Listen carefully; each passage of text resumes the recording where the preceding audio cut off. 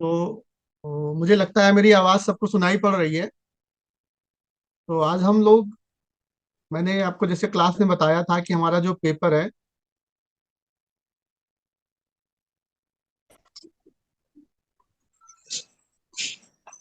इस पेपर का नाम है remote sensing and GIS.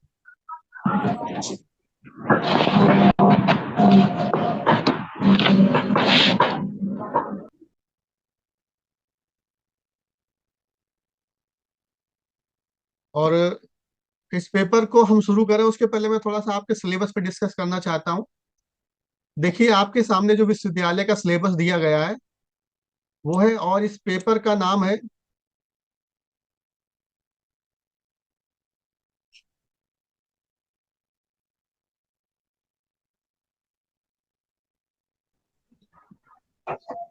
Basics of remote sensing and GIS. और ये किसका है? ये अपने आप को सभी लोग म्यूट कर लो।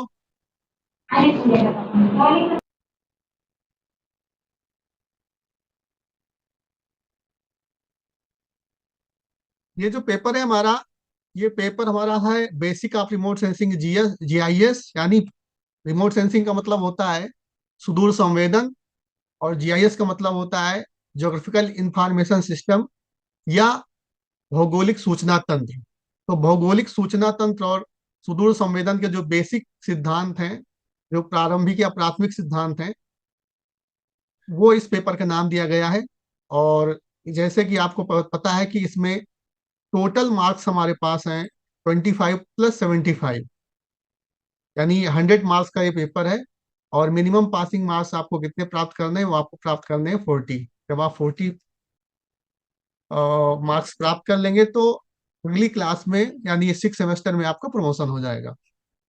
टोटल इसमें आपको दिखाई पड़ रही है 8 यूनिट है इस पूरे पेपर में। जो पहली यूनिट है, remote sensing, definition, types, scope, historical development, types of satellite. तो पहली यूनिट में हमको इन चीजों का अध्ययन करना है। सबसे पहले हमको पढ़ना है कि रिमोट सेंसिंग की परिभाषा क्या है, फिर रिमोट सेंसिंग कितने प्रकार की होती है, फिर remote sensing as a subject इसका स्कोप क्या है, हिस्टोरिकल डेवलपमेंट, यानी from the beginning of remote sensing, तब से लेकर के अब तक रिमोट सेंसिंग एक विषय के रूप में, टेक्निक के रूप में, टेक्नोलॉजी के रूप में किस प्रकार इसका विकास हुआ है, और कितने प्रकार के जो सैटेलाइट्स होते हैं उनका अध्ययन करना है। तो दूसरा जो यूनिट है उसमें इलेक्ट्रोमैग्नेटिक रेडिएशन, यानी इलेक्ट्रोमैग्नेटिक रेडिएशन का मतलब होता है विद्युत चुम्बकीय ऊर्जा, उसकी विशेषताएं, स्पेक्ट्रल रीजन्स, जो विद्युत चुंबकीय वर्णक्रम होता है उसका जो स्पेक्ट्रम के जो रीजन्स होते हैं, bands, stages of process of remote sensing, यानी रिमोट सेंसिंग के जो है स्टेजेस या सुदूर संवेदन की प्रक्रिया के स्टेजेस, ये हमको दूसरी यूनिट में इसका अध्ययन करना है। तीसरी यूनिट में remote sensing satellite, platform and sensors, resolution, spatial spectral temporal radiometric resolution. तो मैं अभी ज़्यादा आगे डिटेल में नहीं जाता हूँ, अभी चूंकि आज हमारी पहली क्लास है तो कुछ बेसिक्स मैं आपको बताना चाहता हूँ कि रिमोट सेंसिंग के कुछ बेसिक्स क्या है। चूंकि आपके लिए नया सब्जेक्ट है, इसके पहले ज्योग्राफी में ग्रेजुएशन लेवल तक रिमोट सेंसिंग जीआईएस नहीं पढ़ाया जाता था हमारी यूनिवर्सिटी के सिलेबस में। और एनईपी में जो नई चीज़ें जोड़ी गई हैं उनमें से रिमोट सेंसिंग और जीआईएस भी एक नया एडवांसमेंट है, नई टेक्नोलॉजी है। और ज्योग्राफी में अगर आपको अपना फ्यूचर बनाना है, करियर बनाना है, तो इस सब्जेक्ट का जानकारी या इस सब्जेक्ट का नॉलेज आपके लिए बहुत ही जरूरी है। तो थोड़ा सा हम इस बात पे चर्चा करें उसके पहले मैं थोड़ा सा कुछ चीजें आपको बताना चाहता हूँ। Importance of remote sensing and GIS.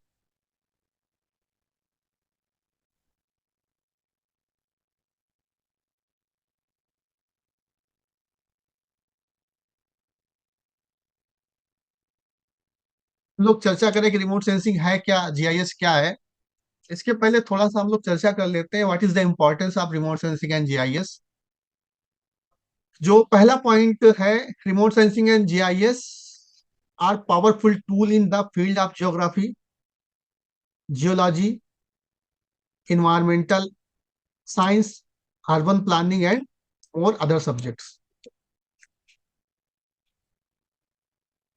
Actually जो ज्योग्राफी की नई फील्ड्स हैं या जो इंटरडिसिप्लिनरी सब्जेक्ट हैं, जिसमें ज्योग्राफी हो गया, जियोलॉजी हो गया, इन्वायरमेंटल साइंस हो गया, अर्बन प्लानिंग हो गया, और भी अलग अगर अन्य सब्जेक्ट हैं, उनके लिए रिमोट सेंसिंग जीआईएस एक इंटरडिसिप्लिनरी ब्रांच है। ऐसी ब्रांच है साइंस की जो साइंसेस को इंटरकनेक्ट करती है। अभी मैं जो आपको आगे समझाऊंगा तो आपको बहुत ही अच्छे से बात समझ आएगी कि भूगोल में रिमोट सेंसिंग जीआईएस का क्या इस्तेमाल है, भूगर्भ शास्त्र में क्या इस्तेमाल है, पर्यावरण विज्ञान में क्या इस्तेमाल है, अर्बन प्लानिंग में क्या इस्तेमाल है, फिजिक्स में क्या इस्तेमाल है, जूलॉजी में क्या इस्तेमाल है इसका, बॉटनी में क्या इस्तेमाल है। तो रिमोट सेंसिंग या जीआईएस एक ऐसा सब्जेक्ट है, एक ऐसा टॉपिक है, एक ऐसी टेक्नोलॉजी है, जितने भी साइंसेज हैं, चाहे वो सोशियोलॉजी हो, चाहे पॉलिटिकल साइंस हो, चाहे वो कोई भी ह्यूमैनिटेरियन साइंस हो या प्योर साइंस हो, इसका हर फील्ड में इस्तेमाल है। तो एक बहुत ही महत्वपूर्ण विषय है। इसीलिए जो है एनईपी के सिलेबस में, चूंकि एक प्रकार से एक टेक्निकल नॉलेज है, स्किल डेवलपमेंट का भी प्रोग्राम है, एक सब्जेक्ट ऐसा है जो आपको स्किल, आपके अंदर स्किल को डेवलप करता है, इसलिए जो है एनईपी के सिलेबस में इस टॉपिक को रखा गया। दूसरा है कि जो रिमोट सेंसिंग जीआईएस है, ये क्रूशियल रोल प्ले करता है किसमें, कलेक्टिंग यानी एकत्रित करने में, एनालाइजिंग मीन्स होता है विश्लेषण करने में, विजुअलाइजिंग मीन्स होता है visualizing spatial data for various application. जो स्पेशियल डेटा है, जो धरती से संबंधित स्थानिक आंकड़े हैं, उनको इकट्ठा करने में, उनका विश्लेषण करने में और लोगों के सामने प्रेजेंट करने में इसकी बहुत महत्वपूर्ण भूमिका है। तो इसलिए भी जो है रिमोट सेंसिंग और जीआईएस एक महत्वपूर्ण विषय है, और इसका अध्ययन हम करते हैं या इसका अध्ययन हम करने जा रहे हैं। दूसरा है help us to understand and address complex real world problems by providing insights into the earth features changing pattern। तो रिमोट सेंसिंग जीआईएस की एक बड़ी विशेषता ये भी है, रिमोट सेंसिंग जीआईएस, मैं इसको हाइलाइटर पे हाईलाइट करके दिखा रहा हूँ आपको।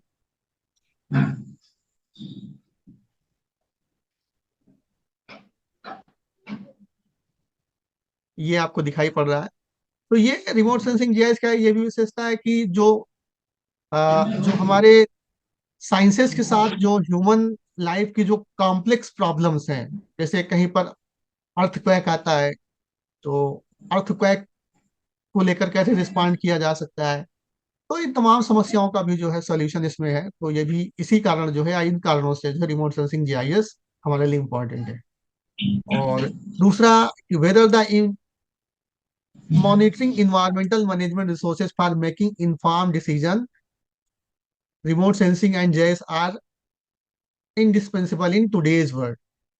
जैसे मैंने आपको बताया कि जो पर्यावरण की समस्याएं हैं, चाहे वो डिजास्टर की बात हो, चाहे वो इन्वायरमेंटल थ्रेट की बात हो, कहीं भी अगर कोई प्रॉब्लम होती है तो रिमोट सेंसिंग जीआईएस का इस्तेमाल करके इसको हम जो है उस समस्या से आसानी के साथ निपट सकते हैं, वहां पर तत्काल राहत पहुंचा सकते हैं, मदद पहुंचा सकते हैं। तो मैनी थिंग्स जो हैं जिन कारण जो है रिमोट सेंसिंग जीआईएस हमारे लिए इंपॉर्टेंट है। तो मैं आपको मोटी सी बात बता रहा था। सबसे पहले हम लोग समझते हैं कि रिमोट सेंसिंग क्या है और जीआईएस क्या है।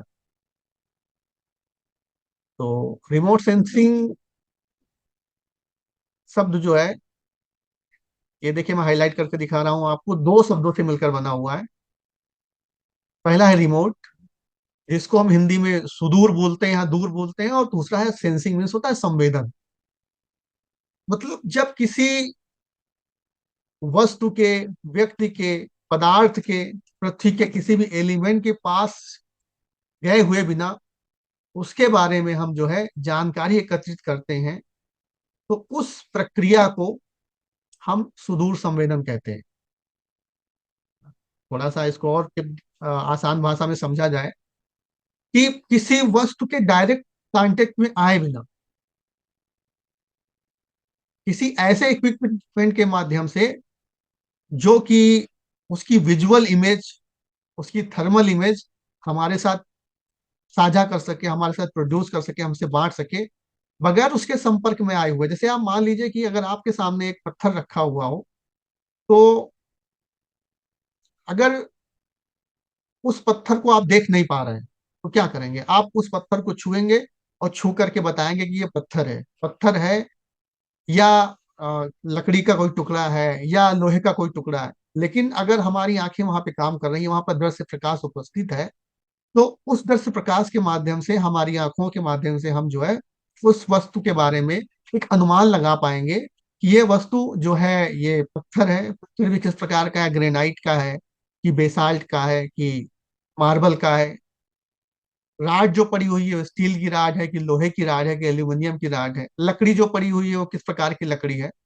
तो रिमोट सेंसिंग किसी भी पदार्थ, वस्तु, विषय के नजदीक जाए बिना उपकरणों के माध्यम से अगर हम उसके बारे में कोई जानकारी प्राप्त कर रहे हैं, तो उसको, उस प्रक्रिया को सुदूर संवेदन कहा जाता है। सुदूर का मतलब होता है दूर से, संवेदन मीन्स होता है पता लगाना और उसको महसूस करना। तो किसी भी वस्तु के बगैर निकट जाए हुए उस वस्तु के गुणधर्म के बारे में, उसके एट्रीब्यूट्स के बारे में, उसके कैरेक्टरिस्टिक्स के बारे में, उसके फॉर्मेशन के बारे में अगर हम पता कर रहे हैं, तो उस प्रक्रिया को रिमोट सेंसिंग कहा जाता है। और हमारा जो ये टॉपिक है, इसका जो दूसरा पार्ट है, उसको बोलते हैं geographical information system. Remote sensing के माध्यम से जो भी सूचना हमें प्राप्त होती है, उस सूचना को एकत्रित करना, उस सूचना को विश्लेषण करना उसका, और विश्लेषण करने के बाद उस सूचना को दूसरे तक प्रसारित करने की जो प्रक्रिया है, उसको हम जो उसको जो है हम भौगोलिक सूचना तंत्र या जियोग्राफिकल इंफॉर्मेशन सिस्टम कहते हैं। तो पूरा का पूरा जो हमारा पेपर है, थोड़ा सा और इसको आसान भाषा में समझाने की कोशिश करते हैं। पेपर का नाम है remote sensing and GIS. Remote sensing का मतलब दूर से संवेदना करना, दूर से वस्तु के बारे में पता लगाना। और भौगोलिक सूचना तंत्र का मतलब यह हुआ कि जो चीज के बारे में जो सूचना मिली है, उस सूचना को प्रोसेस करके किसी इनपुट के माध्यम से, चाहे वो कंप्यूटर के माध्यम से, चाहे वो पेजर के माध्यम से, चाहे मोबाइल फोन के माध्यम से, चाहे वो क्या बोलते हैं, इलेक्ट्रॉनिक डेटा ट्रांसफर के माध्यम से, किसी माध्यम से अगर किसी दूसरे व्यक्ति तक हम पहुंचा रहे हैं, तो उस प्रक्रिया को ज्योग्राफिकल इंफॉर्मेशन सिस्टम कहा जाता है या भौगोलिक सूचना तंत्र कहा जाता है। तो बेटा अगर यहाँ पे आपको कोई प्रॉब्लम हो कि जो बेसिक चीज है कि रिमोट सेंसिंग और जीआईएस क्या है, अगर यहाँ पे आपको कोई प्रॉब्लम हो रही तो आप सवाल पूछ सकते हैं। आराम से अपना माइक ऑन कीजिए, ओपन कीजिए, और आप सवाल पूछ सकते हैं। किसी को कोई परेशानी यहाँ पे कुछ ऐसी चीज जो आपको ना समझ पा रही कि रिमोट सेंसिंग क्या है और जीआईएस क्या है? इसको थोड़ा ऐसे समझो कि मान लीजिए कि सैटेलाइट के माध्यम से या फिर एरोप्लेन के माध्यम से किसी धरातल की सतह के बारे में जानकारी है, उसकी फोटो खींची जाती है। तो उस फोटो खींचने की प्रक्रिया को रिमोट सेंसिंग कहा जाता है। और उस फोटो को कंप्यूटर में ले करके उसको प्रोसेस करके, उस प्रोसेसिंग के दौरान उस सतह के बारे में जो अन्य जानकारियां हैं, जो माइक्रो इंफॉर्मेशन हैं, उनको कलेक्ट करके दूसरे व्यक्ति तक संसाधित करके पहुंचाना, प्रोसेस करके दूसरे व्यक्ति तक पहुंचाने की प्रक्रिया को ज्योग्राफिकल इंफॉर्मेशन सिस्टम या भौगोलिक सूचना प्रणाली या भौगोलिक सूचना तंत्र कहा जाता है। तो यहाँ पे कोई प्रॉब्लम आपको?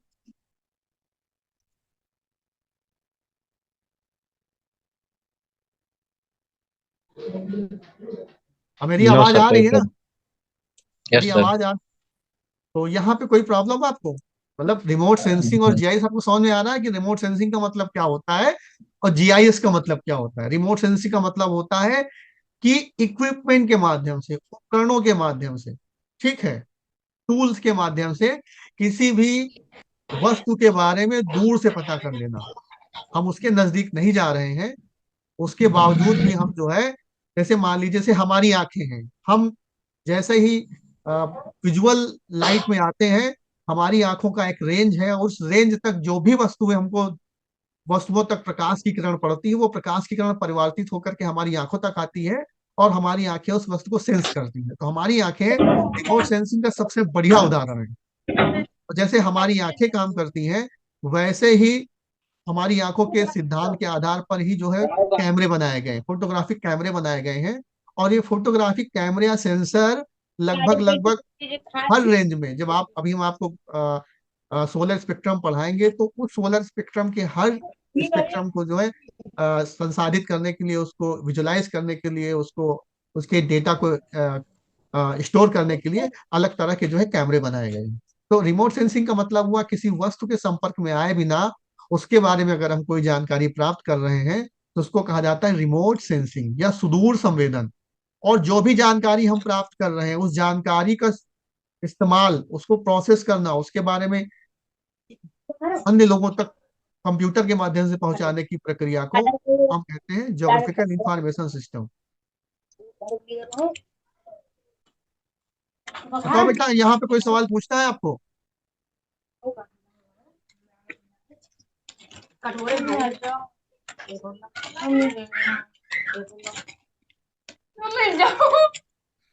कौन बोल रहा है भाई?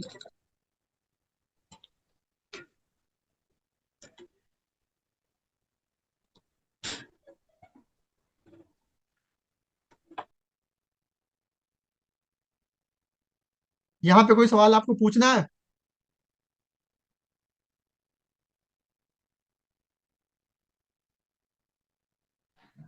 जी नहीं सर, समझ में आ गया सर। ठीक है, तो अब हम लोग ठीक है। थोड़ा सा बेसिक जो प्रिंसिपल है रिमोट सेंसिंग जीआईएस का, ठीक, उस पर बात करते हैं।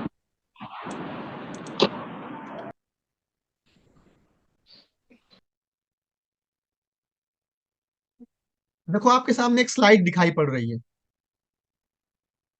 एक जिफ स्लाइड है। ये आपको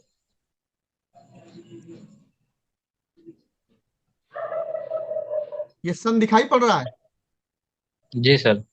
यस हमारी सर। हाँ, हमारी पृथ्वी पर जी सर। रिमोट सेंसिंग का जो मेन सोर्स है, जो ऊर्जा का स्रोत है, वो है सूर्य। और सूर्य की किरणें किसी भी सतह के ऊपर पड़ती हैं। देखो, ये रेज दिखाई पड़ रही है आपको, ये रेज, जी। ठीक है। ये रेज इस मकान पर पड़ रही है, इस घर पर, इस होम पर पड़ रही है। आपके सामने एक मकान पर दिखाई पड़ रहा है, एक सतह दिखाई पड़ रही है, सतह पर पड़ रही है, ठीक है। और आपको पता है कि प्रत्येक वस्तु क्या करती है, जब भी सूर्य की प्रकाश से प्रकाशित होती है, वो विकिरण करती है। क्या करती है? विकिरण करती है। इससे जो एनर्जी निकल रही है, ऊपर देखो हमारे एक रिमोट सेंसिंग का जो है उपकरण लगा हुआ है, जिसको हम क्या बोलते हैं? सैटेलाइट बोलते हैं। क्या बोलते हैं? सैटेलाइट। सैटेलाइट। हाँ, ये स्पेस बोर्न रिमोट सेंसिंग का प्लेटफॉर्म है। इसको रिमोट सेंसिंग की भाषा में प्लेटफॉर्म बोलते हैं, रिमोट सेंसिंग का प्लेटफॉर्म बोलते हैं। आज हम लोग बिल्कुल एकदम बेसिक पे बात करेंगे, ठीक है। उसके बाद ये रिमोट सेंसिंग का जो सैटेलाइट है, जो प्लेटफॉर्म है, इस एनर्जी को जो एमिट हो रही, कहाँ से एमिट हो रही, जहां से निकल रही है? पृथ्वी की धरातल की सतह से, ठीक है। वो ग्रीन सतह से भी निकल सकती है, वो क्या बोलते हैं, कंक्रीट का कंस्ट्रक्शन है, उससे भी निकल सकती है। और हर सतह का अलग अलग रिजोल्यूशन होता है, हर सतह का अलग अलग स्पेक्ट्रल बैंड होता है, ठीक है। ये सैटेलाइट फिर क्या कर रहा है? इस एनर्जी को कहाँ भेज रहा है? हमारी धरती के ऊपर जो है, हमारी पृथ्वी पर जो ये रिसीवर लगा हुआ है, देखो ये रिसीवर लगा हुआ कि नहीं लगा हुआ है? Yes sir. हाँ, जैसे आपके घर में डीटीएच चलाने के लिए एक सेट टॉप बॉक्स लगा हुआ है, वो भी रिसीवर का काम करता है। वो क्या करता है? जो सैटेलाइट से सिग्नल आते हैं, उन सिग्नल्स को एक्सेप्ट करता है, और एक्सेप्ट करने के बाद क्या करता है? चैनल लगते हैं। हाँ, उस इलेक्ट्रोमैग्नेटिक जो भी संकेत मिलते हैं, उनको जो है हमारे सामने विजुलाइज करके, ठीक है। क्योंकि सास भी कभी बहू का या खेलते हैं क्रिकेट का मैच हमको दिखाता है।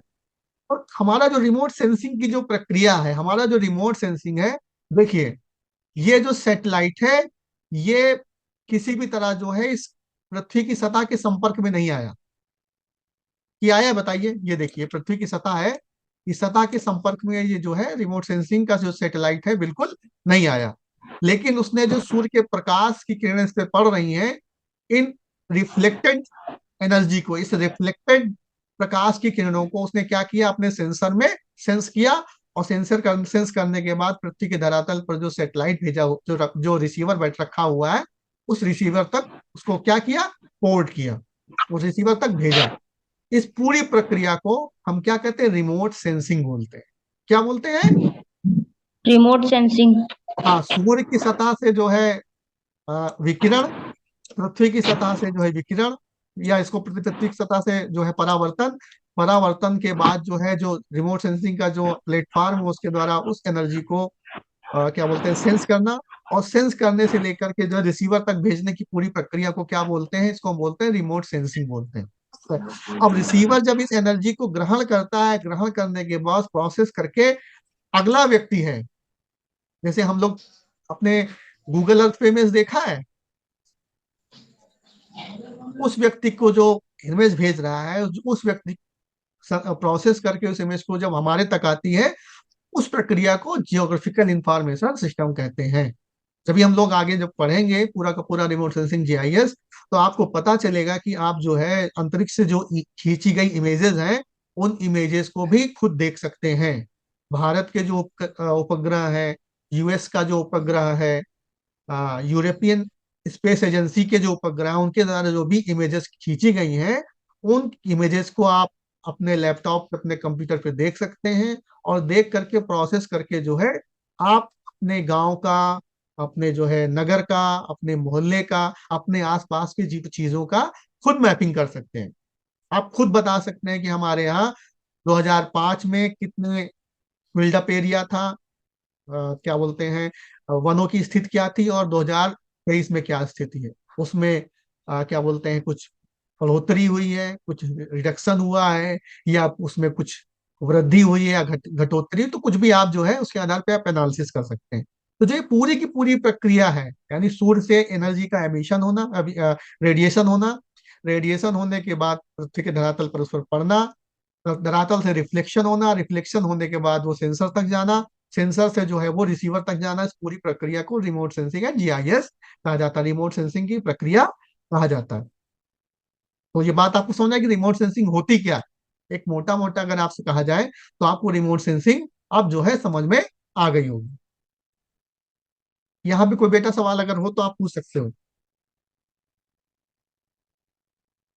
देखो, इसके पहले मैंने आपको बताया कि ज्योग्राफिकल इंफॉर्मेशन सिस्टम, इस स्लाइड में मैं आपको, देखिए जीआईएस का मतलब क्या होता है, जियोग्राफिकल इंफॉर्मेशन सिस्टम, हिंदी में इसको बोलते हैं भौगोलिक सूचना तंत्र। अब यस। भौगोलिक सूचना तंत्र में मैंने बताया कि जो भी रिमोट सेंसिंग से डेटा मिल रहा है, उस डेटा को प्रोसेस करने के बाद, या प्रोसेस करने की जो प्रक्रिया है, और प्रोसेस करने के बाद जो डेटा का स्टोरेज के बाद जब लोग उसको इस्तेमाल करते हैं, यूज करते हैं, तो उसे बोलते हैं जियोग्राफिकल इंफॉर्मेशन सिस्टम। यानी एक ऐसा सिस्टम जहां पर भौगोलिक सूचनाएं क्या है, उपलब्ध है। इसका सबसे अच्छा उदाहरण है जो हम लोग अपने आम जीवन में इस्तेमाल करते हैं, वो क्या है, गूगल मैप। पहले होता था कि हमको कहीं जाना होता था, तो हम अपनी गाड़ी, मोटरसाइकिल, साइकिल उठाते थे और लोगों से पूछते थे कि भैया हमको उस गांव जाना है, कैसे जाएं। अब हम लोग क्या करते हैं, हमने अपना मोबाइल फोन निकाला, एंड्रॉयड मोबाइल फोन निकाला, सबके फोन में गूगल मैप है। आपने गूगल मैप खोला, उसमें अपना डेस्टिनेशन टाइप किया कि हमको उन्नाव में इस गांव जाना है, और गूगल मैप आपके वाहन के हिसाब से, अगर आप कार से हैं तो कार के हिसाब से, आप मोटरसाइकिल से हैं तो मोटरसाइकिल के हिसाब से, आप पैदल हैं तो पैदल के हिसाब से, अगर आप ट्रेन से जाना चाहते हो तो ट्रेन के हिसाब से, और बस से जाना चाहते हैं तो बस के हिसाब से आपको एक रूट बता देगा, और एक एवरेज टाइम बता देगा कि इससे समय, इतने समय में आप वहां पर पहुंच सकते हैं। तो ज्योग्राफिकल इंफॉर्मेशन सिस्टम का जो सबसे अच्छा उदाहरण है, जिससे हम लोग रोज परिचित होते हैं, रोज सुबह शाम हम जिसका इस्तेमाल करते हैं, वो क्या है, गूगल मैप। क्या है? Google Google map. मैप। हाँ, फिर उसके बाद मैप। देखो दूसरा दूसरा जो उदाहरण है वो है मैप्स है। मैंने बताया कि आप चाहें तो सैटेलाइट इमेज लेकर के आप जो है किसी भी एरिया का मैप बना सकते हैं। अभी मैं आपको आगे बताऊंगा कि गूगल अर्थ के माध्यम से कैसे आप अपने गांव के किसी स्पेस का, किसी भी प्लेस का, जैसे अभी आप लोग मैप बनाते थे तो आपने अभी प्लेन टेबल से मैप बनाया होगा। आप प्लेन टेबल लेके गए और अपने कॉलेज के का जो प्ले ग्राउंड है उस प्ले ग्राउंड के चार कोनों को ले लिया, और चार कोनों को लेने के बाद आपने उस प्ले ग्राउंड का मैप बना दिया। ठीक है। आपने प्रिज्मेटिक जी सर। कंपास का इस्तेमाल किया, आपने क्या बोलते हैं, ओपन ट्रेवर्स एंड क्लोज ट्रेवर्स के माध्यम से जो है किसी तालाब का, किसी सड़क का, किसी नहर का सर्वे किया और उसका मैप बना दिया। तो ये तो ज्योग्राफी के ट्रेडिशनल इक्विपमेंट थे। लेकिन अब हमारे पास रिमोट सेंसिंग और जीआईएस है। तो जीआई बेटा अभी 10 मिनट बाद क्लास ये बंद हो जाएगी, अभी हम फिर पढ़ाएंगे तो आप दोबारा फिर ज्वाइन कर लीजिएगा। जब क्लास ऑटोमेटिक बंद हो जाए तो आप जो है क्या करेंगे, आप जो है फिर से जो है उसी लिंक पे टैप करके ज्वाइन कर लीजिएगा। ठीक। जी सर। आज अब हमारे पास क्या, हमारे पास गूगल अर्थ की इमेजरी है। कितने लोगों के पास लैपटॉप है क्लास में?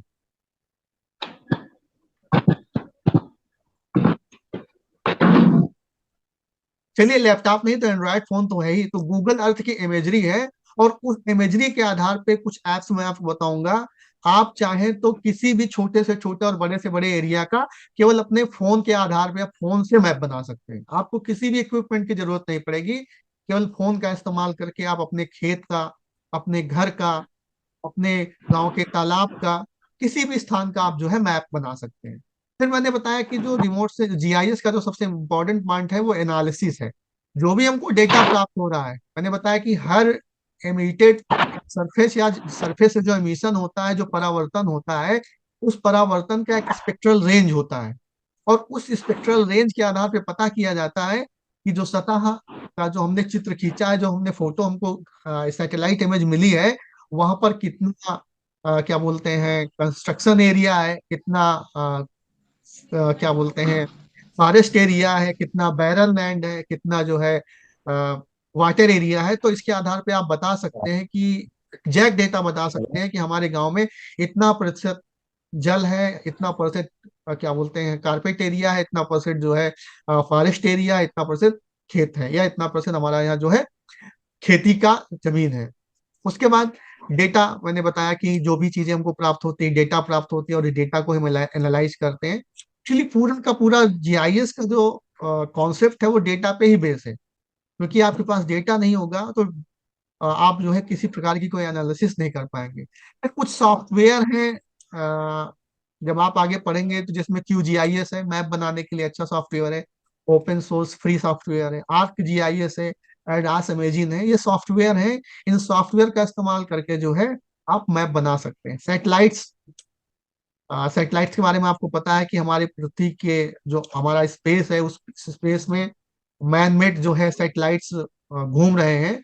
और वो 24x7x365 जो है पृथ्वी की सतह के बारे में जो है जिस पर्पज से वो भेजे गए हैं, उस पर्पज से जो है वो डेटा इकट्ठा कर रहे हैं। जैसे अभी आपको पता है कि अभी हमने एक अपना पेलोड भेजा था, चंद्रयान 2। पता है कि नहीं पता है? आपने उसकी यस सर। सॉफ्ट लैंडिंग भी, हाँ सॉफ्ट लैंडिंग भी देखी होगी। तो और तीसरा है कैरियर। जो रिमोट सेंसिंग और जीआईएस का सबसे महत्वपूर्ण यह है कि अगर आपने रिमोट सेंसिंग जीआईएस को अच्छे से सीख लिया तो ज्योग्राफी पढ़ने के बाद या रिमोट सेंसिंग जीआईएस सीखने के बाद आप किसी भी अच्छे कारपोरेट सेक्टर कंपनी में, क्योंकि हर कंपनी अपनी फर्म में या कंपनी जो है एक जीआईएस एनालिसिस्ट या रिमोट सेंसिंग जीआईएस एनालिसिस्ट रख रही है, एनालिस्ट रख रही है, तो आपको वहां पे जॉब भी मिल सकती है। तो ये है ज्योग्राफिकल इंफॉर्मेशन सिस्टम। मोटा मोटा अगर इसको समझा जाए तो जियोग्राफिकल इंफॉर्मेशन सिस्टम मतलब ये होता है कि ऐसा स्थान जहां पर भौगोलिक सूचनाएं रखी हुई हैं। जैसे एक सबसे बड़ा उदाहरण मैंने बताया, गूगल मैप। गूगल मैप पे हर जानकारी है। अभी आप गूगल मैप को खोलिए और टाइप करिए अपने गांव का नाम, तुरंत जो है गूगल मैप आपको दिखा देगा कि आपका गांव कहाँ पर है। आप गूगल मैप पे किसी भी स्थान के जाने का रूट तय कर सकते हैं, कितना टाइम लगेगा वो भी बता देगा। तो ये जो है, ये ज्योग्राफिकल इंफॉर्मेशन सिस्टम के माध्यम से, या ज्योग्राफिकल इंफॉर्मेशन सिस्टम भौगोलिक सूचनाओं का उपयोग करके सूचनाएं या भौगोलिक आंकड़ों का प्रयोग करके सूचनाएं हम सभी तक पहुंचाता है। तो ये है remote sensing and GIS. Remote sensing का मतलब सुदूर संवेदन, यानी सुदूर संवेदन का मतलब हुआ सैटेलाइट के माध्यम से, एरोप्लेन के माध्यम से, दूरबीन के माध्यम से, रिमोट सेंसिंग के अदर सेंसर्स के माध्यम से, कैमरे के माध्यम से, बगैर वस्तु के संपर्क में आए हुए, बगैर पदार्थ के संपर्क में आए हुए उसके गुणधर्म का पता बता देना, उस बता देना कि वो क्या है। इसको पूरी प्रक्रिया को हम लोग बोलते हैं रिमोट सेंसिंग एंड जीआईएस। यहां तक बेटा अगर किसी को पूछना हो तो आप पूछ सकते हो। अब देखो बेटा, रिमोट सेंसिंग जीआईएस का बेसिक जो प्रिंसिपल मैंने बताया वो काम कैसे करता है। आपके सामने एक पिक्चर दिखाई पड़ रहा है, यस सर। क्या है ये? How remote sensing works. Remote sensing काम कैसे करता है? ये हमारी आंख है। रिमोट सेंसिंग का जो बेसिक प्रिंसिपल है वो फोटोग्राफी का बेसिक प्रिंसिपल है। ये हमारी क्या है? आंख है। आँख। और ये हमारा रेटिना। ठीक है। प्रकाश की किरणें जब किसी वस्तु पर पड़ती है, यानी सूर्य का प्रकाश या कोई भी प्रकाश, किसी प्रकार का प्रकाश जो है, जैसे हमारे सामने एक पेड़ दिखाई पड़ रहा है और इस पेड़ पर जो प्रकाश की किरणें पड़ रही हैं, वो प्रकाश की किरणें जो है पुतली के माध्यम से हमारी आंखों में प्रवेश कर रही हैं। और प्रवेश करने के बाद हमारे रेटिना के ऊपर एक क्या बना रही है? उल्टी इमेज बना रही है। इनवर्स जो है इमेज का क्या कर रही है? निर्माण कर रही है। हमारा मस्तिष्क क्या करता है? इस इनवर्स इन इमेज को, इस उल्टी इमेज को हमारे सामने सीधी करके प्रस्तुत करता है। किसी भी कैमरे में जो इमेज बनती है हमेशा उल्टी बनती है। ठीक है। तो जो जी सर। रिमोट सेंसिंग का जो सिद्धांत है, जो रिमोट सेंसिंग काम करता है, रिमोट सेंसिंग जो है लाइट के रेडिएशन पे काम करता है। जब तक रेडिएशन नहीं होगा, जब तक रिफ्लेक्शन नहीं होगा, जब तक एब्जॉर्प्शन नहीं होगा, एब्जॉर्प्शन भी जो है एक बहुत महत्वपूर्ण बिंदु है जो रिमोट सेंसिंग प्रक्रिया को प्रभावित करता है। यानी आ, सेंसर होना चाहिए और सेंसर के साथ ये सभी प्रक्रियाएं होनी चाहिए। तो रिमोट सेंसिंग का जो सिद्धांत है, रिमोट सेंसिंग का जो या सुदूर संवेदन का जो सिद्धांत है, वो पूरी तरह जो है रिमोट सेंसिंग के उपकरण इस पर काम करते हैं। हमारी आंखों के, जिस प्रकार हमारी आंख काम करती है उसी प्रकार रिमोट सेंसिंग जेएस के उपकरण भी काम करते हैं। ये बात आपको समझ में आ गई कि रिमोट सेंसिंग किस प्रकार काम करती है, how remote sensing work. Remote sensing जो है किस प्रकार कार्य करती है, या रिमोट सेंसिंग या सुदूर संवेदन किस प्रकार जो है सुदूर संवेदन की प्रक्रिया होती। सर एक बार फिर से बता दीजिए। देखो, रिमोट सेंसिंग का मैंने बताया सुदूर संवेदन, मगर वस्तु के पास जाए हुए उसके बारे में जानकारी प्राप्त करना। और इसका सबसे अच्छा उदाहरण क्या है? हमारी आंखें हैं। जैसे हमारी आंखें, जैसे हमारे, ये हमारी आई है, ठीक है, दिखाई पड़ी आपको आई? जी सर। और इसके सामने एक पेड़ रखा हुआ है, या एक पेड़ उससे दूर स्थित है। अगर हमको ये पता करना है कि हमारी आंखों में पट्टी बांध दी जाए, हमको दिखाई ना पड़े, और कहा जाए कि सामने जाकर के पता करके आओ कि सामने क्या है, तो आप क्या करेंगे? अंधे लोगों को देखा आपने? वो क्या करते हैं, जो भी उनको रुपया पैसा जो भी पदार्थ मिलता पहले उसको आराम से छूते हैं, और छूने के बाद सेंस करने के बाद बताते हैं कि ये है क्या। ठीक है। तो आपके सामने क्या होगा? आप जाओगे इस पेड़ को, सामने वाले पदार्थ को, सामने वाली वस्तु को छुओगे, और छूने के बाद बताओगे कि ये क्या है। तो क्या हुआ? जो व्यक्ति सेंस कर रहा है और जिस व्यक्ति का सेंस कर रहा है, यानी जो टारगेट है और जो सेंसर है, दोनों के बीच क्या हुआ? एक फिजिकल कांटेक्ट हुआ कि नहीं हुआ? जी सर। प्रत्यक्ष संपर्क हुआ कि नहीं हुआ? जी लेकिन सर अगर हुआ। हमारी आंखों पे पट्टी नहीं पड़ी हुई है, हमारी आंखें खुली हुई हैं, हमको साफ साफ दिखाई पड़ रहा है, तो जैसे ही सामने वाले पदार्थ पर, सामने वाली वस्तु पर क्या है, सूर्य की किरणें पड़ेंगी या किसी भी अन्य प्रकाश की किरणें पड़ेंगी, तो प्रकाश की किरणें उस वस्तु पर पड़ने के साथ साथ वहां से रिफ्लेक्ट होंगी। जैसे ये दिखाई पड़ रहा है, ये प्रकाश की किरणें इस पेड़ पर पड़ी, और पेड़ पर पड़ने के बाद इनमें क्या हुआ? परावर्तन हुआ। परावर्तित होने के बाद ये क्या हुआ? ये प्रकाश की किरणें कहाँ तक पहुंची? हमारी आंखों तक। आंखों की पुतली के माध्यम से सीधे कहाँ पहुंच गई? हमारी रेटिना पर। हमारे रेटिना ने इस पेड़ का क्या बनाया, उल्टा प्रतिबिंब बनाया, और इस उल्टे प्रतिबिंब को हमारे दिमाग ने, हमारे मस्तिष्क ने, हमारे ब्रेन ने सीधा करके हमको दिखा दिया। और इस तरह हमने जो है ये सेंस कर लिया कि सामने जो वस्तु है वो क्या है, एक पेड़ है, एक वृक्ष है। पेड़ है। और वो वृक्ष क्या है, आम का पेड़ है, नीम का पेड़ है, बबूल का पेड़ है। ये हमको जो है, अगर हमको उसकी पहचान है कि आम का पेड़ कैसा होता है, बबूल का पेड़ कैसा होता है, नीम का पेड़ कैसा होता है, तो हम उसके बारे में क्या करेंगे, पता कर लेंगे, हमको पता हो जाएगा कि ये उस चीज का पेड़ है। ठीक है। इसी प्रक्रिया को जो रिमोट सेंसिंग के जो सेंसर्स हैं, सबसे अच्छा उदाहरण रिमोट सेंसिंग का हमारी आंख है। और हमारी आंख के सिद्धांत पर ही जो है फोटोग्राफिक कैमरा काम करता है, और फोटोग्राफिक कैमरे के सिद्धांत पर ही जो है रिमोट सेंसिंग कभी सभी।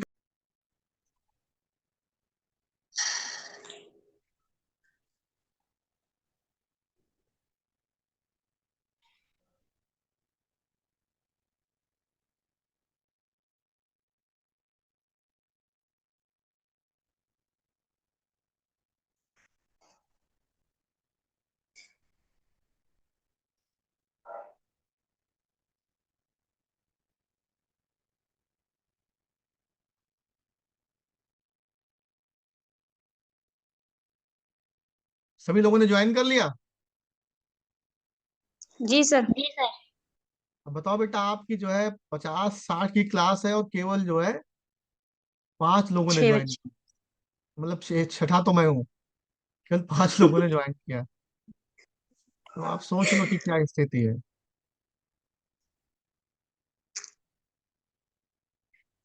तो यहां तक आपको समझ में आया कि कैसे जो है रिमोट सेंसिंग जो है, रिमोट सेंसिंग के सिद्धांत काम करते हैं, ये आपको समझ में आ गया। जी सर। यहाँ पे अगर कोई सवाल हो जो आपको ना समझ में आया तो आप पूछ सकते हो, क्योंकि बेटा ये बहुत टिपिकल पेपर है, अगर आप इसको नहीं समझोगे। ठीक है। पूरे के पूरे जो रिमोट सेंसिंग के इक्विपमेंट हैं, जो सेंसर्स हैं, वो हमारी आंख जिस सिद्धांत पर काम करती है, जिस थ्योरी पर हमारी आंख काम करती है, उसी सिद्धांत पर अन्य जो है फोटोग्राफिक उपकरण या फोटोग्राफिक कैमरे काम करते हैं, और रिमोट सेंसिंग के सेंसर्स काम करते हैं।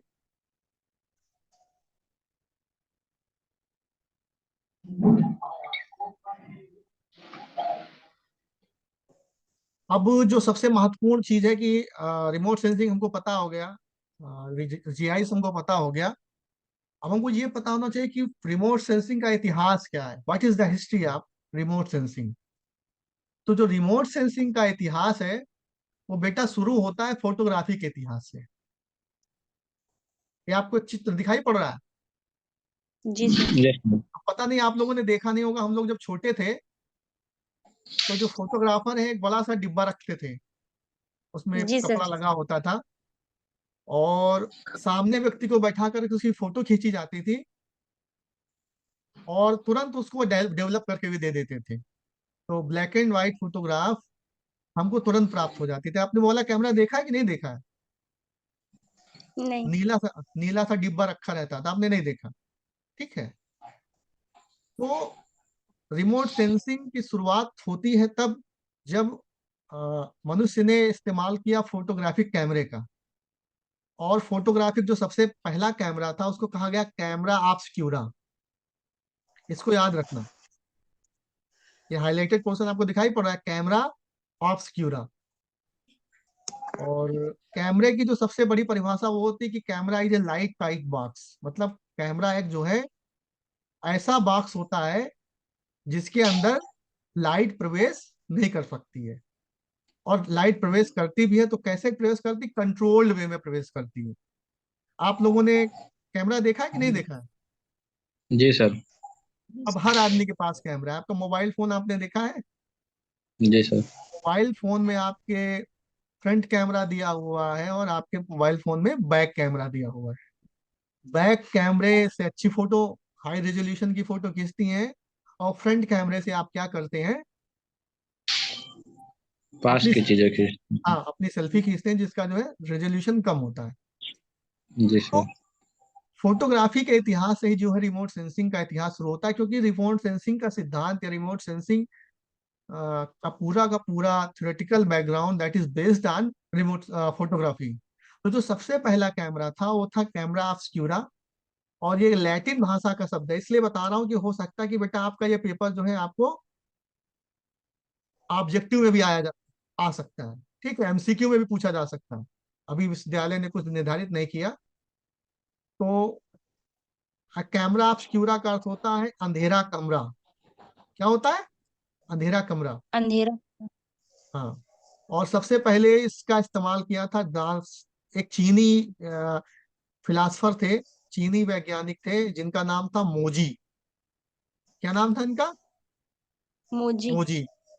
और इस उपकरण का उपयोग जो है ग्रीक और रोमन्स जो है सूर्य ग्रहण को देखने के लिए भी जो एक उपकरण के रूप में किया करते थे। तो जो सबसे पहला फोटोग्राफी का रिमोट सेंसिंग का जो उपकरण था वो था कैमरा ऑब्सक्यूरा। और पुनर्जागरण की अवधि के दौरान, कितने लोग इसमें इतिहास वाले हैं? कोई है इतिहास वाला? पुनर्जागरण की अवधि के दौरान कैमरा ऑब्सक्यूरा का उपयोग जो है ड्राइंग करने के लिए, जो ड्राइंग करते थे उसकी सहायता के लिए इसका इस्तेमाल किया जाता था, क्योंकि इससे उनको जो है किसी भी जो है पिक्चर को ड्रा करने में आसानी होती थी। तो जो रिमोट सेंसिंग का जो इतिहास शुरू होता है, वो रिमोट सेंसिंग का इतिहास शुरू होता है फोटोग्राफी के इतिहास के साथ। और फोटोग्राफी का इतिहास का जो सबसे पहला इक्विपमेंट है, जो पहला सबसे पहला रिमोट सेंसिंग का टूल है, जो कैमरा, उसको बोलते हैं कैमरा ऑब्सक्यूरा। तो ये बात आपको समझ आ गया कि रिमोट सेंसिंग का इतिहास कहाँ से शुरू होता है? रिमोट सेंसिंग का इतिहास शुरू होता है फोटोग्राफी के इतिहास के साथ। यहाँ पे तीन चीजें आपको पता चली। पहला कि कैमरा ऑब्सक्यूरा, कैमरा ऑब्सक्यूरा का मतलब होता है एक अंधेरा कमरा। और इसका सबसे पहले इस्तेमाल जो है पांचवी शताब्दी ईसा पूर्व में, 5 BC में एक चीनी दार्शनिक थे मोजी, उनके द्वारा किया गया। इसका इस्तेमाल ग्रीक्स और रोमन्स के द्वारा सूर्य ग्रहण देखने के लिए भी किया जाता था। और पुनर्जागरण की अवधि में भी इसका इस्तेमाल किया जाता रहा। अब देखो बेटा, मैंने एक ब्रीफ इतिहास लिखा है आपके सामने। फोटोग्राफी के इतिहास या रिमोट सेंसिंग के इतिहास को 3 भागों में डिवाइड किया जाता है। जो पहला एज है उसको जो हम बोलते हैं early age of the remote sensing and GIS, that is called early age. और ये 1839 से 1907 तक, यानी 1839। देखो मैंने कोशिश किया है आपको चीजें ज्यादा से ज्यादा हिंदी में प्रोवाइड कराने की, और क्योंकि रिमोट सेंसिंग या जीआईएस पे बहुत अच्छी कोई हिंदी की बुक नहीं है। तो आप इस लेक्चर को, मैं इसको आपका ऑनलाइन इसको भी यूट्यूब पे भी डाल दूंगा। तो जहां भी आपको चीजें ना समझ में आए, मैं इसका नोट्स भी, आपको स्लाइड भी प्रोवाइड करा दूंगा। लेकिन जहां पर चीजें ना समझ में आए तो आप इस लेक्चर को दोबारा देख सकते हैं। तो जो अर्ली एज था उसमें सबसे पहला जो महत्वपूर्ण डेवलपमेंट था, ये आपको दिखाई पड़ा, जो मैं हाईलाइट कर रहा हूँ दिखाई पड़ रहा है। जी सर। 1858 में, हाँ, अठारह सौ जी सर। अट्ठावन में जो है पहली जो है एक गुब्बारे से फ्रांसीसी गांव था पेटिट बेसेट्रे, उसकी एरियल फोटोग्राफ ली गई। आपने कभी गुब्बारा देखा है? जब जी एरोप्लेन सर। का जब जी सर। एरोप्लेन का आविष्कार नहीं हुआ था, राइट बंधुओं ने नहीं किया था, उसके पहले क्या करते थे, गुब्बारे में गर्म हवा भर दी जाती थी या हीलियम गैस भर दी जाती थी। और उस हल्की हवा के कारण जो है गुब्बारा क्या करता था, ऊपर की ओर उठता था। और ऊपर की ओर उठता था तो उसका जो, उस पे जो व्यक्ति बैठ जाता था, या उसका जो बेस था, बेस में कैमरा लगा दिया जाता था। और कैमरा जब एक मिनिमम हाइट पर पहुंच जाता था तो उस कैमरे से जो है एरियल फोटोग्राफ खींचा जाता था।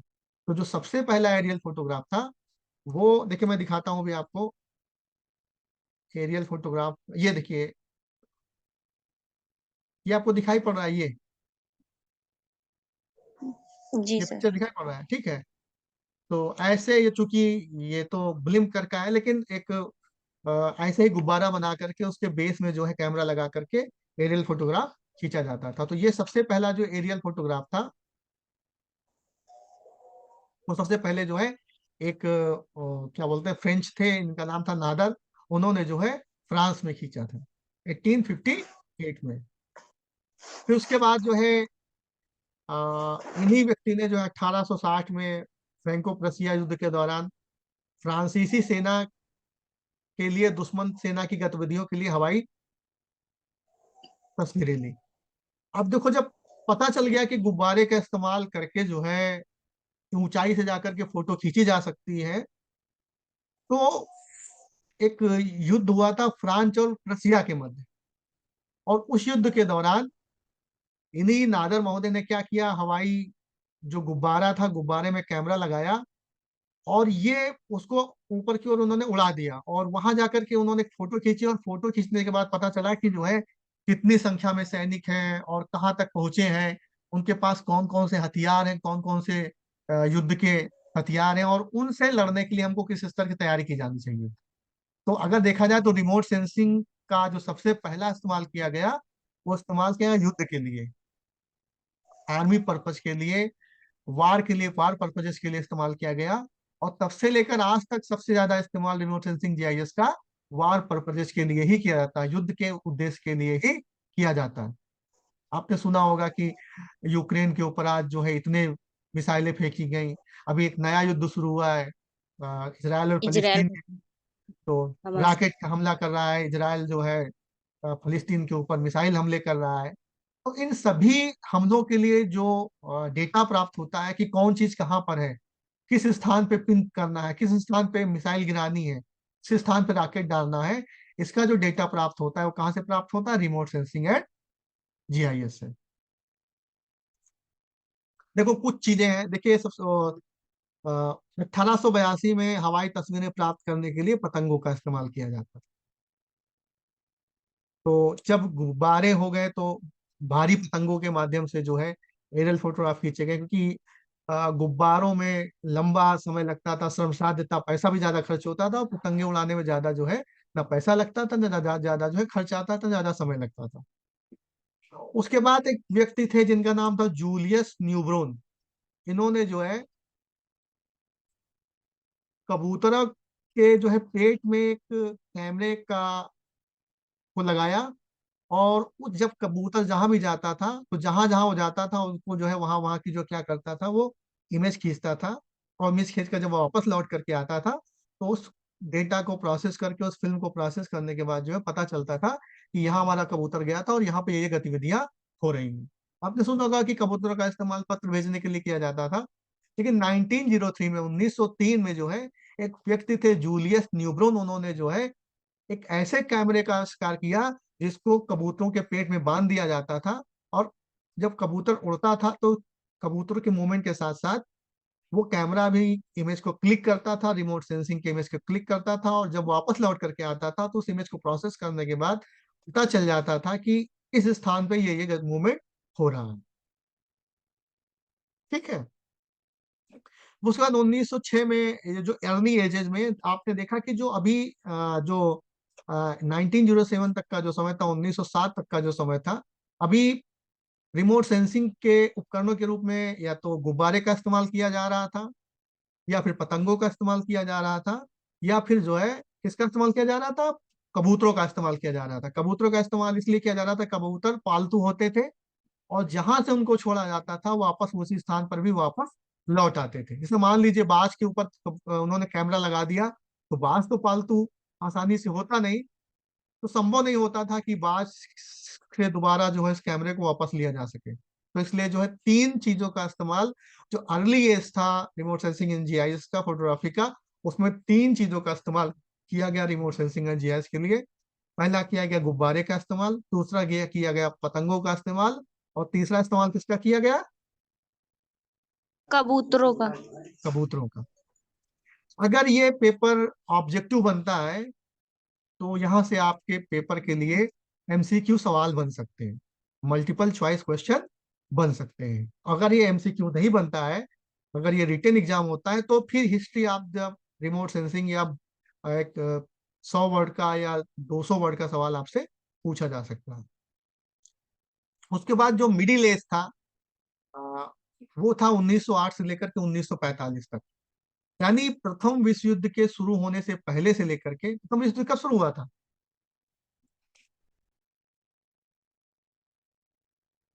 1914 से लेकर 1914 में स्टार्ट हुआ था। तो प्रथम विश्व युद्ध के पहले से द्वितीय विश्व युद्ध के खत्म होने तक जो है, जो इस बीच का जो समय था, 1908 से लेकर के 1945 का समय, इसको जो है रिमोट सेंसिंग एंड जीआईएस का मिडिल एज कहा जाता है। और इसका शुरुआत कहाँ से होती राइट ब्रदर्स ने, आपने सुना होगा, राइट ब्रदर्स ने, कहा जाता है, हवाई जहाज का इन्वेंशन किया था। तो उस हवाई जहाज को क्या कहा गया? फ्लाइंग मशीन कहा गया। क्या कहा गया? Flying machine. Flying machine. और उस फ्लाइंग मशीन के इन्वेंशन के साथ ही, या उस फ्लाइंग मशीन का जैसे ही आकाश में उड़ी, सफल उड़ान हुई, रिमोट सेंसिंग एंड जीआईएस का पूरा सीन ही चेंज हो गया। उसके बाद एक व्यक्ति थे जिनका नाम था ऑटोक्रोम। 1908, नहीं, व्यक्ति नहीं थे, एक व्यक्ति थे, लूमियर ब्रदर्स। और उन्होंने ऑटोक्रोम की शुरुआत की। आप लोगों ने फिल्म देखी है, फोटोग्राफी वाली फिल्म देखी है? इस डिजिटल एज के पहले जो है, जो पुराने कैमरे हुआ करते थे, जिसको एनालॉग फोटोग्राफी बोलते हैं, उसमें क्या था, इसके पहले अभी तक जो इस्तेमाल हो रहे थे, ब्लैक एंड व्हाइट फिल्म इस्तेमाल हो रही थी। यानी 1839 से लेकर के 1907 तक जो भी कैमरों में फिल्म लग रही थी, वो फिल्म थी ब्लैक एंड व्हाइट। लेकिन 1908 में लुमियर ब्रदर्स ने जो है ऑटोक्रोम की शुरुआत की, और ये एक कलर फिल्म थी।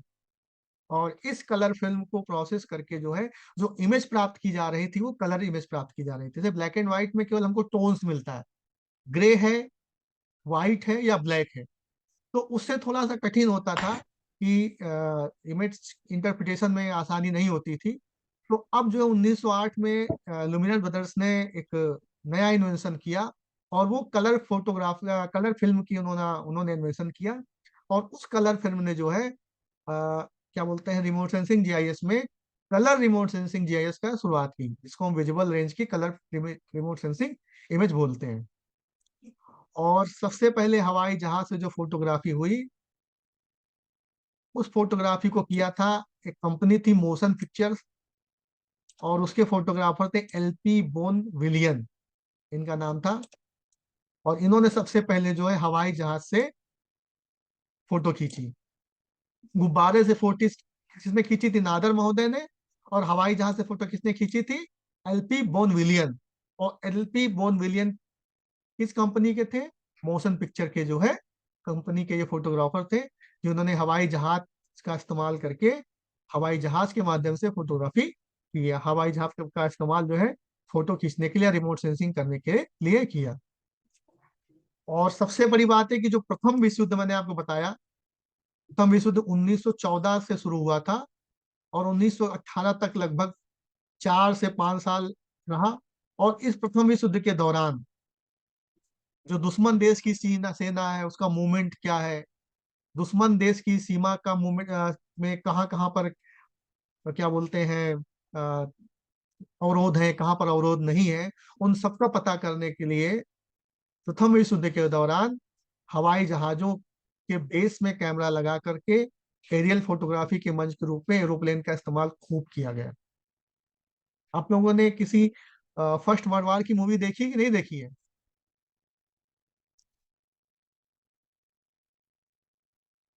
मेरी आवाज आ रही है कि नहीं आ रही है आप लोगों को? जी सर, आ रही है। हाँ, तो जब आपके पास समय हो तो गूगल पे सर्च कीजिएगा कि प्रथम विश्व युद्ध के दौरान हवाई जहाजों का इस्तेमाल, तो आपको बहुत सारी सी चीजें मिलेंगी। तो ये जो प्रथम विश्व युद्ध था, जो फर्स्ट वर्ल्ड वॉर था, उस फर्स्ट वर्ल्ड वॉर के दौरान जो है, जो भी डेटा था, वो भी डेटा किसके? दुश्मन देश की सेना के बारे में, दुश्मन देश के संसाधनों के बारे में, दुश्मन देश के जो है लोगों के आवास के बारे में, जो जो सूचनाएं थी। अपने जो हवाई जहाज भेजते थे, हवाई जहाज फोटो खींचते थे, फोटो खींच करके वापस आते थे। उन फोटो को डेवलप किया जाता था। डेवलप करने के बाद पता चल जाता था कि अभी कल जो है ये सेना यहाँ पे थी। और चूंकि सेना में इतने टैंक हैं, इतनी पैदल सेना है, इतने घुड़सवार हैं, इतने समय के अंदर एक एवरेज लगा लेते थे, वो एक अंदाजा लगा लेते थे कि सेना का मूवमेंट यहाँ पर हो सकता है। और उस, क्या बोलते हैं, प्रोबेबिलिटी के आधार पर, उस अंदाजे के आधार पर जो है क्या करते थे, दुश्मन देश की सेना पर अटैक करते थे। तो ये एक बहुत अच्छा इस्तेमाल किया गया युद्ध के दौरान फोटोग्राफी का, कहाँ पर, हवाई जहाज के बेस में लगा करके एरियल फोटोग्राफी के रूप में। और इसी बीच सबसे महत्वपूर्ण चीज ये हुआ कि 1925 में 35 मिलीमीटर कैमरे का इस्तेमाल हुआ या आविष्कार हुआ। अभी आपको पता नहीं है, आप लोगों ने फिल्म देखी है जो पुराने जमाने में फोटोग्राफी की फिल्म हुआ करती थी, उसका जो विकर्ण हुआ करता था, जिसका जो डायमीटर हुआ करता था, वो 35 mm का होता था। तो उस 35, चूंकि वो उसके पहले जो पुराने कैमरे होते थे उनकी फिल्म काफी बड़ी हुआ करती थी, तो 35 mm की जो फिल्म थी, उस 35 mm की फिल्म के आविष्कार के साथ ही जो है फोटोग्राफी और रिमोट सेंसिंग दोनों में एक क्रांतिकारी परिवर्तन हुआ। और उस क्रांतिकारी परिवर्तन के साथ साथ ही सेकेंड वर्ल्ड वॉर में फोटो जर्नलिज्म का एक बड़ा स्कोप आया, बहुत ही महत्वपूर्ण योगदान रहा। तो हम देखते हैं कि क्या बोलते हैं, द्वितीय विश्व युद्ध तक खत्म होने तक, यानी प्रथम विश्व युद्ध के पहले से लेकर के द्वितीय विश्व युद्ध होने तक, तीन चीजों का नया आविष्कार हुआ। पहला फ्लाइंग मशीन, यानी हमारे पास एरोप्लेन्स हो गए। दूसरा क्या बोलते हैं, कलरफुल आ गई। और तीसरा 35 mm की फिल्म आई। तो इन तीन आविष्कारों ने जो है रिमोट सेंसिंग, जीआईएस और फोटोग्राफी दोनों का जो स्कोप था, दोनों का जो क्या बोलते हैं, उसमें जो टेक्निकल एडवांसमेंट था उसमें परिवर्तन किया। और फोटोग्राफी एक बहुत ही बड़ी विधा के रूप में वर्कर, और रिमोट सेंसिंग और फोटोग्राफी एक बड़ी विधा के रूप में निकल करके सामने आई। धीरे धीरे रिमोट सेंसिंग के जो क्या बोलते हैं प्लेटफॉर्म्स थे, उनका डेवलपमेंट होता गया। यहाँ तक बेटा किसी को कोई सवाल? पहला जो हाफ था उसमें तीन चीजों का आविष्कार हुआ, तीन चीजें बनी: गुब्बारे से फोटोग्राफी, पतंगों से फोटोग्राफी, और कबूतर से फोटोग्राफी। जो हमारा जो मिडिल एज था रिमोट सेंसिंग एंड जीआईएस का या फोटोग्राफी का, उसमें फ्लाइंग मशीन का आविष्कार हुआ, कलर फिल्म का आविष्कार हुआ, और 35 mm फिल्म का आविष्कार हुआ। तीन चीजों को थोड़ा सा जब आप सर्च करोगे कि 35 मिलीमीटर के कैमरा क्या होता है और कलर फिल्म क्या होती है, क्योंकि मुझे लगता नहीं कि आप लोगों ने कलर फिल्म देखी हुई होगी। देखी कि नहीं देखी आप लोगों ने कलर फिल्म? जो पुराने कैमरे हुआ करते थे, उसमें कैमरे को खोल करके उसमें एक फिल्म डाली जाती थी, और वो फिल्म जो है जब उससे फोटो खींची जाती तो डेवलप करने के बाद जो इमेज आती थी, उस इमेज से वो निगेटिव बोलते थे, और उस निगेटिव से पॉजिटिव बनाया जाता था, डिजिटल टेक्नोलॉजी के आने से पहले। यहां तक आपको बात समझ में आएगी, नहीं समझ में आएगी? जी सर, आ गए। ठीक है। उसके बाद जी सर। 1946 से लेकर के अब तक जो है, जो रिमोट सेंसिंग जीआईएस का जो एक्चुअल डेवलपमेंट हुआ है, वो 1946 के बाद, यानी 1945 द्वितीय विश्व युद्ध खत्म हो गया, और 1947 में सबसे पहले जो है संयुक्त राज्य अमेरिका ने एक नई चीज भेजी अंतरिक्ष में, जिसको बोला गया रॉकेट। और उस रॉकेट का नाम था V2 रॉकेट। V2 रॉकेट के माध्यम से उसने क्या किया, अभी तक हमारे पास जो भी रिमोट सेंसिंग के उपकरण थे, हमारे वायुमंडल के अंदर थे। हम पृथ्वी के एक छोटे से हिस्से का ही फोटो खींच पा रहे थे, मान लीजिए लेकिन पहली बार जो है 1947 में यूनाइटेड स्टेट ऑफ अमेरिका की जो सेना थी, उसने एक रॉकेट अंतरिक्ष में भेजा। और अंतरिक्ष में रॉकेट भेजने के बाद उस रॉकेट ने अंतरिक्ष से एक फोटो खींची पृथ्वी की। तो पृथ्वी की जो पहली तस्वीर थी वो किसने खींची थी? एक V2 नाम का रॉकेट था। और पहली बार हमको पता चला कि हमारी पृथ्वी दिखाई कैसे पड़ती है। विजुअलाइजेशन सबने कर रखा था कि क्षितिज तिरछा है, गोला है, तो पृथ्वी ऐसे हो सकती है, वैसे हो सकती है। लेकिन पृथ्वी का जो एक्चुअल इमेज था, वो सबसे पहले जो है 1947 में यूनाइटेड स्टेट ऑफ अमेरिका की जो एयरफोर्स थी, उसने एक रॉकेट भेजा अंतरिक्ष में, और उस V2 रॉकेट ने पृथ्वी की पहली जो है तस्वीर को खींचा। फिर उसके बाद एक दूसरा जो महत्वपूर्ण योगदान था वो हुआ साइड लुकिंग एयरबोर्न राडार। इसको SLAR बोलते हैं। SLAR जो सिस्टम था, उस सिस्टम को संयुक्त राज्य अमेरिका की जो वायुसेना थी, यूनाइटेड स्टेट ऑफ अमेरिका की जो है वायुसेना थी, उसने जो है ये राडार सिस्टम विकसित किया। और ये एक्टिव रिमोट सेंसिंग, अभी हम जब आपको रिमोट सेंसिंग के टाइप्स पढ़ाएंगे तो आपको बताएंगे कि रिमोट सेंसिंग दो प्रकार की होती है। और one is active remote sensing and second one is passive remote sensing. तो मैं आपको जब बताऊंगा तो उसको थोड़ा सा और क्लेरिफाई करूंगा कि एक्टिव रिमोट सेंसिंग क्या होती है, यानी सक्रिय रिमोट सेंसिंग क्या होती है, और पैसिव रिमोट सेंसिंग यानी निष्क्रिय रिमोट सेंसिंग क्या होती है।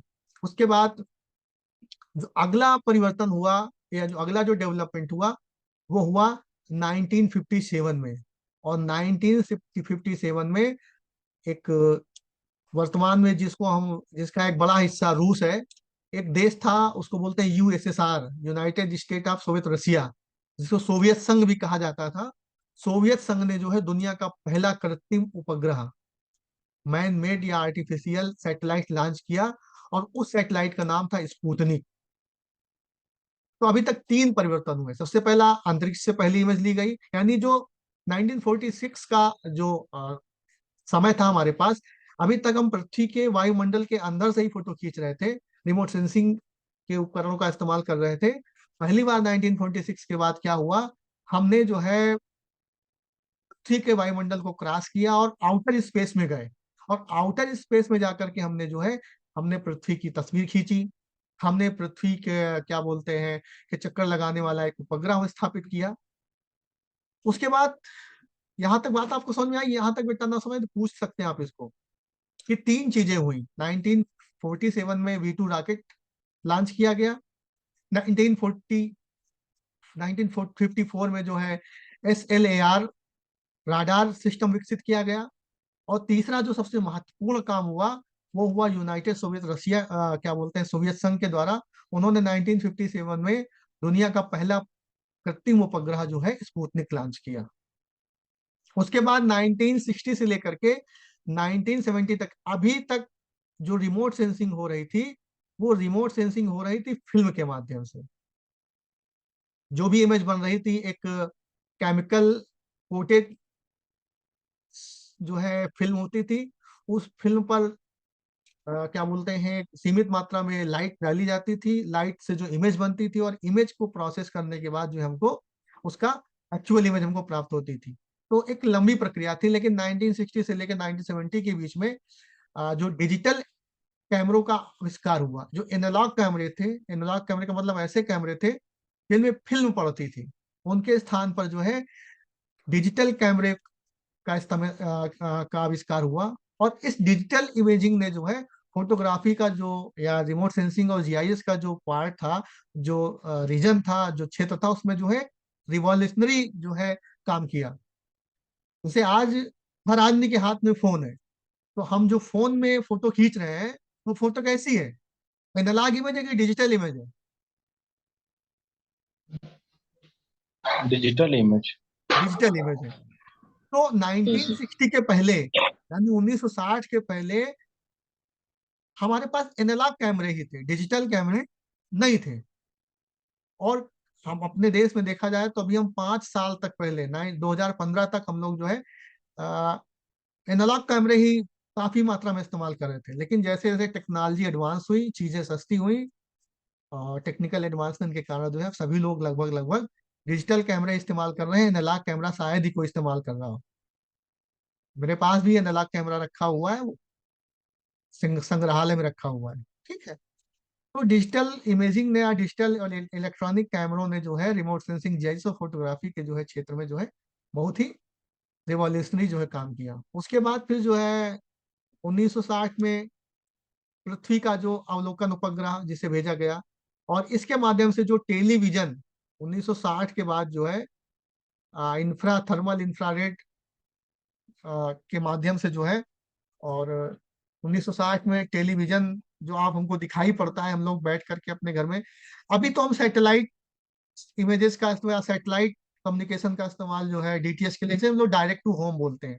लेकिन इस डीटीएच क्रांति के पहले आपको पता है कि एक टीवी का स्टेशन हुआ करता था, और एंटीना लगा होता था। हम लोगों का बचपन, आधा बचपन जो है एंटीना को ही सही करने में निकल गया। और कभी भी सिग्नल अच्छे नहीं आते थे, बहुत ही खराब इमेज आती थी, बहुत ही अच्छी टीवी नहीं दिखाई पड़ती थी, जो आज आप जो है डिजिटल या डीटीएच के एज में देख रहे हैं। तो 1960 में जो है टेलीविजन का दौर शुरू हुआ। और टेलीविजन का दौर कहाँ से शुरू हुआ? कृत्रिम उपग्रह जो है अंतरिक्ष में भेजे गए, और उन उपग्रहों के माध्यम से जो है छोटे छोटे टेलीविजन स्टेशन, कम्युनिकेशन स्टेशन बनाए गए, और उन कम्युनिकेशन स्टेशन के माध्यम से जो है एनालॉग सिग्नल भेजेगा, और उन एनालॉग सिग्नल को एक्सेप्ट करने के लिए रिसीवर बनाए गए, और उस रिसीवर के माध्यम से, टीवी के माध्यम से लोगों ने जो है चीजें देखी। 1960 में ही जो है अंतरिक्ष से कैप्सूल फोटोग्राफी, कैप्सूल भेजे गए अंतरिक्ष में, और उन कैप्सूल के माध्यम से पृथ्वी की जो है अ, अंतरिक्ष यात्रियों ने जो है पृथ्वी की अच्छे इमेजेस लिए। 1968 में मल्टी स्पेक्ट्रल फोटोग्राफी की शुरुआत हुई। अभी जब हम आपको बताएंगे कि हमारा जो सोलर स्पेक्ट्रम है उसके कई सारे हिस्से हैं, उसमें इंफ्रारेड भी है, उसमें थर्मल थर्मल भी है, उसमें रेडियो वेव्स भी है। हमको जो दिखाई पड़ता है जो प्रकाश, उसको बोलते हैं विजुअल रेंज। प्रकाश का वर्णक्रम में जो क्या बोलते हैं, ब्लू, ग्रीन और रेड का जो हिस्सा है, जिसको हम, जो हमारी नंगों हमारी आंखों से दिखाई पड़ता है, उसको जो है दृश्य प्रकाश का वर्णक्रम बोलते हैं। तो 1968 में अभी तक हमारे पास जो भी टेक्नोलॉजी थी वो केवल दृश्य प्रकाश को ही सेंस करने के लिए थी। लेकिन 1968 के बाद जो है मल्टी स्पेक्ट्रल यानी थर्मल बैंड में कैसे इमेज खींची जा सकती है, ऐसे सेंसर डेवलप किए गए जो थर्मल रेंज को जो है सेंस कर सकते थे, इंफ्रारेड रेंज को क्या बोलते हैं सेंस कर सकते थे, राडार को सेंस कर सकते थे। तो ये अपोलो 9 मिशन था 1968 में यूएस का, जिससे जो है मल्टी स्पेक्ट्रल जो है इमेजेस को जो है एक्वायर किया गया। 1972 में यूएस का एक बहुत बढ़िया प्रोग्राम है लैंडसेट प्रोग्राम। और जब आप आगे रिमोट सेंसिंग जीआईएस का इस्तेमाल करेंगे तो आपको पता चलेगा कि लैंडसेट का जो प्रोग्राम है वो आपके लिए, हमारे लिए कितना महत्वपूर्ण है। और इस लैंडसेट प्रोग्राम के माध्यम से जो है बाद में इस डेटा को आम जनता के लिए भी खोला गया। आप जब भी पुराने डेटा के साथ काम करना चाहते हैं, वहाँ तो आप 1985 का, जैसे आपको पता करना है कि 1985 में आपके गांव की इमेजरी कैसी थी, तो लैंडसेट एमएस, जो लैंडसेट की इमेजेस है उसके आप वहां से डाउनलोड करके जो है अपने गांव का जो विजुअलाइजेशन आप कर सकते हैं कि कैसा आपका गांव था। 1978 में रार रिमोट सेंसिंग की शुरुआत हुई। उसके बाद फिर आप लगातार हम लोग देख रहे हैं, अब तो सैटेलाइट के साथ साथ जो है स्पेस क्राफ्ट का समय चल रहा है। अब हम अपनी पृथ्वी के साथ पर रिमोट सेंसिंग करने के साथ साथ अदर प्लैनेट्स पर या अदर जो है सैटेलाइट्स पर जा करके जो है रिमोट सेंसिंग कर रहे हैं। जैसे अभी भारत ने एक मिशन भेजा था, कहाँ पर भेजा था? चंद्रमा पे से। चंद्रमा पर, चंद्रयान 2 भेजा था। चंद्रयान फर्स्ट हमारा जो है सॉफ्ट लैंडिंग नहीं कर पाया था, हमारा चंद्रयान 2 गया, वो भी कुछ दिन तक उसने काम किया। बाद में उसके रोवर जो है स्लीपिंग एज में चले गए, मतलब उनका उन्होंने काम करना बंद कर दिया। तो अब हमारी रिमोट सेंसिंग जो थर्ड एज में, स्पेशली 2000 के बाद, अब हम जो है पृथ्वी के साथ साथ जो अदर प्लैनेट्स और सैटेलाइट्स हैं वहां पर जाकर के वहां की सतह कैसी है, वहां पर जो क्या बोलते हैं चट्टानों का आकार कैसा है, चट्टानों में किस प्रकार के पदार्थों की मात्रा पाई जा रही है, ठीक है, क्या फ्यूचर में उन पदार्थों का इस्तेमाल भारत पृथ्वी के संसाधन के लिए किया जा सकता है, क्या फ्यूचर में वो जितने भी ग्रह उपग्रह हैं वो पृथ्वी पर के निवासियों के रहने लायक बन सकते हैं। तो इन तमाम चीजों के बारे में जो है रिमोट सेंसिंग में काम हो रहा है। तो आपने देखा कि मतलब शुरुआत हुई थी, हमने जो है गुब्बारे में कैमरा लगाया, और आज हम कहाँ पहुंच गए हैं। आज हम अपना जो है क्या बोलते हैं सैटेलाइट, अपना जो है रोवर, अपना क्या बोलते हैं स्पेस क्राफ्ट अदर प्लैनेट्स पे भेज रहे हैं। अदर प्लैनेट्स पे जाने के बाद जो है वहां पर जो है वो ये पता लगा रहा है कि वहां की सतह कैसी है, वहां की सतह पर किस प्रकार के खनिज संसाधन पाए जा रहे हैं। तो रिमोट सेंसिंग बेसिक लेवल से शुरू हुई थी और आज एक बहुत ही एडवांस लेवल पे है। आने वाले फ्यूचर में हो सकता है कि आप जो हॉलीवुड की जो विज्ञान साइंस फिक्शन मूवीज हैं उनमें जो चीजें देख रहे हैं कि लाइट की गति से आपने वो देखा है, स्टार वार्स देखा है? जी सर। तो ये चीजें फ्यूचर में होगा। तो रिमोट सेंसिंग और जीआईएस एक बहुत ही जबरदस्त टेक्नोलॉजी है। और इस टेक्नोलॉजी का इस्तेमाल करके जो है हम ना केवल अपना नॉलेज बढ़ा सकते हैं, टेक्निकल नॉलेज प्राप्त कर सकते हैं, अपने स्किल को डेवलप कर सकते हैं, बल्कि जो है जो हमारे आसपास की बहुत सारी प्रॉब्लम्स, उन प्रॉब्लम को भी सॉल्व कर सकते हैं। हमारा सब्जेक्ट तो है ही, जब आप इसके प्रैक्टिकल एप्लीकेशन पे आएंगे तो आप ये समझ लीजिए कि एनईपी में जो सबसे अच्छी चीज ज्योग्राफी में जोड़ी गई है वो रिमोट सेंसिंग जीआईएस ही जोड़ी गई है। तो अगर आप ईमानदारी से इसको पढ़ते हैं, थोड़ा मेहनत कर लेंगे, तो ये टॉपिक आपके लिए बहुत ही अच्छा होगा। तो अगर आपको कुछ पूछना हो, क्योंकि मुझे लगता है कि आज के लिए इतना है। बेसिक इंट्रोडक्शन क्या है रिमोट सेंसिंग जीआईएस का, रिमोट सेंसिंग जीआईएस कैसे काम करता है, और रिमोट सेंसिंग जीआईएस का इतिहास कैसा है, या what was the history of, या what is the history of remote sensing and GIS. और यहाँ तक अगर आपको कोई सवाल पूछना हो, कोई चीज आपको ना समझ में आई हो, तो आप पूछ सकते हैं। बाकी की बात हम अगली जब क्लास करेंगे तो करेंगे। बाकी ये चीज मैं, ये जितना भी मटेरियल मैंने पढ़ाया आपको अवेलेबल करा दूंगा। किसी को कुछ पूछना है बेटा? अब आप अपना जो है कैमरा ऑन कर सकते हैं, वीडियो भी ऑन कर सकते हैं।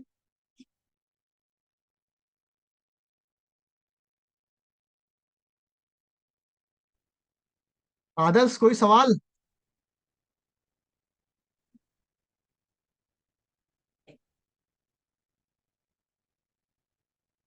तो फिर आज की क्लास में ये मैं एंड कर रहा हूँ, ठीक है? किसी को कोई सवाल नहीं पूछना है तो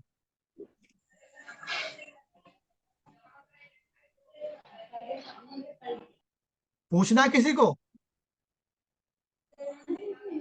नहीं सर। ठीक है, अब आप ऐसा करो, अब आपको मैंने बेसिक चीज बता दिया है, थोड़ा सा आप भी सर्च करो, चीजों को लिखो, और जो भी चीजें मैं अवेलेबल करा दूंगा। लेकिन ये पेपर थोड़ा सा टिपिकल है, तो आपको इसमें काफी मेहनत करनी पड़ेगी, ठीक है? जी सर। ओके।